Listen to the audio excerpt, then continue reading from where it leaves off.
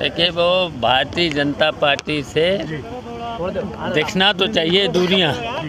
अगर भारतीय जनता पार्टी के अनुसार काम करेंगे तो उनसे नहीं हो सकता। उनसे कैसे उम्मीद की जा सकती, उनसे उम्मीद नहीं की जा सकती। लेकिन जिस तरह से इंडिया गठबंधन की चर्चा चली, कहीं ना कहीं विरोध में जयंत चौधरी भी शामिल थे।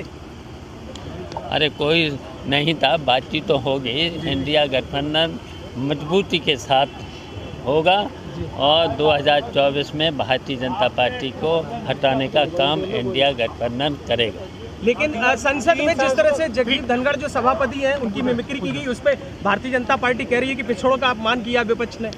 देखिए, ये भारतीय जनता पार्टी के लोग तो हमेशा झूठ बोलते हैं। जो मिमिक्री है तो ये तो एक कला है, ये तो कला है। अब बताओ, कला में तो खुश होना चाहिए था।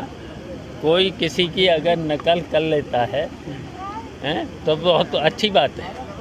अगर हम आप ही लोग बहुत लोगों की नकल करके हमें दिखाते हो तो अच्छी बात होती है, वो तो कला है। अब कला को अगर कहीं पर किसी की आलोचना भी हो जाए, चलो, जो आदमी अपनी आलोचना सुनता वो ही बड़ा होता है।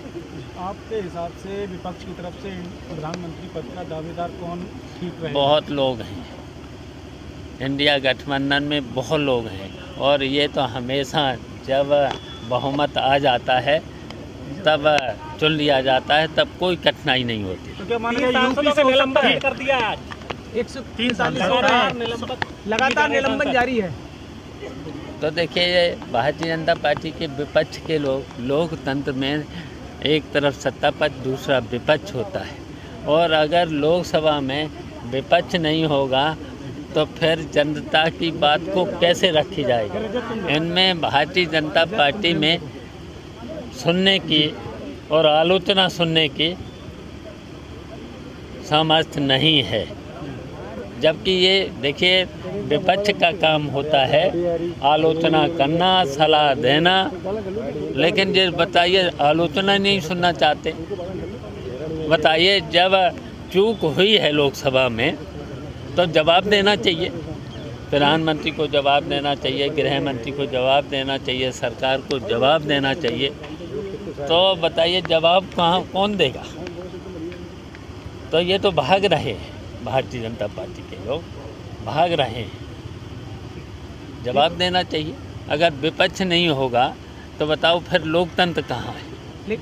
लेकिन भाजपा ने बिल पेश किया है, क्रिमिनल लॉ के लिए कुछ कानून बढ़ाए हैं, और ऐसे में 143 सांसद मौजूद नहीं है वहाँ। तो बताइए, ये क्या सही है?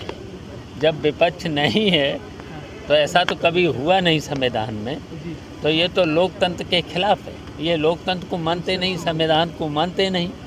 तो ऐसे में तो हमने तो तभी तो कहा था कि जब ये निलंबित करना चाहते हैं तो फिर जनता के बीच में आ जाएं, चुनाव में आ जाएं, फिर तो सब जिनको लोगों को सस्पेंड करते जा रहे, तो पूरे विपक्ष को फिर इस्तीफा दे के चुनाव की मांग करना चाहिए। चुनाव में आओ, मैदान में आओ।